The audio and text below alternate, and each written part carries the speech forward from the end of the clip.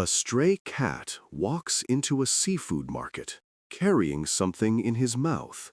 Not food, not a toy, a single dried leaf. And what he does next will leave you speechless. David runs a small seafood market on the corner of Maple Street. He's seen plenty of strays lurking around, scavenging for scraps, but this one was different. The orange tabby showed up on a Tuesday morning. He didn't beg, didn't meow. He just sat outside the glass door, watching, studying. "Leave him alone," David told his staff. "He's not causing trouble." Day after day, the cat returned, always calm, always observing. Customers started noticing him too. "That cat's been out there for a week now," one regular said. David nodded. "I call him Jasper." Jasper had figured something out, something most animals never understand. He watched people walk in empty-handed and leave with fish. He saw them hand over paper to David. He saw the exchange, and he was learning. Then came the day that changed everything. David was restocking ice when he heard gasps from the front counter. He looked up. Jasper had walked inside. In his mouth, a dried yellow leaf. The market went silent. Customers froze mid-conversation. Jasper calmly joined the checkout line. He didn't rush, didn't panic. He simply waited his turn like everyone else. "Is that cat in line?" someone whispered. When his turn came, Jasper leaped onto the counter. He placed the leaf down gently in front of David, then sat, waiting.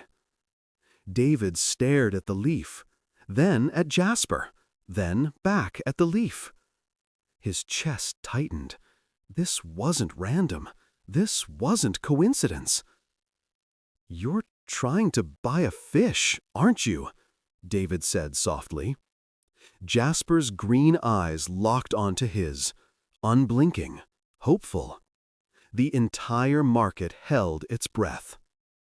David reached into the display case and pulled out a small mackerel. He slid it across the counter. "Deal," he said. Jasper grabbed the fish and bolted outside. Customers erupted in laughter and applause. "Did that really just happen?" someone asked. David smiled, but inside, his mind was racing. How did this cat figure that out? The next morning, Jasper was back. Same time, same spot in line. Another leaf in his mouth.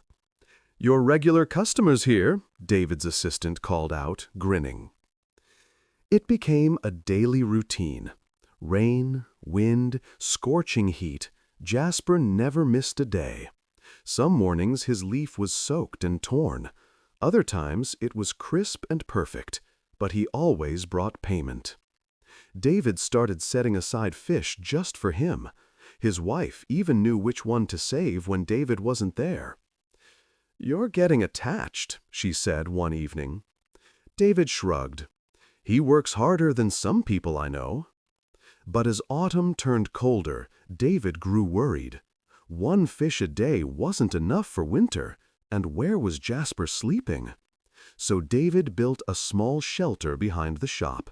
Soft bedding, fresh water, extra food. That night, David peeked out his window. Jasper was curled up inside the shelter, finally resting. David's wife caught him smiling at the window like a proud parent. "Don't get too comfortable," she teased. "Winter's coming. He might end up inside with us." David didn't answer, but he hoped she was right. Then, one day, Jasper didn't show up. David returned late from errands. The moment he walked in, his stomach dropped. The fish he'd saved was still sitting on ice, untouched. "Has anyone seen Jasper?" David asked urgently. His staff shook their heads. David's heart raced. 73 days. Jasper hadn't missed a single one. He kept the shop open an extra hour, checked the shelter, walked the block calling his name. Nothing. He drove through the neighborhood until midnight, scanning every alley and corner. Still nothing. That night, David couldn't sleep. His wife tried reassuring him, but he knew something was horribly wrong. The second day passed. No Jasper. David handed the shop to his wife and searched again. Alleys, porches, parks. Then he saw it. A small bundle of orange fur lying motionless near the roadside. David slammed the brakes. His hands trembled as he opened the door. Please don't be him. Please. He approached slowly. The fur color matched. The size matched. It was Jasper. David's throat tightened. He knelt down, expecting the worst. Then Jasper's head lifted, just barely. His eyes found David's. He was alive, but shattered. Jasper's body was mangled. Deep gashes, both back legs broken or twisted. He'd been hit by a car and left to die. David scooped him up with trembling hands. "I've got you, buddy. I've got you."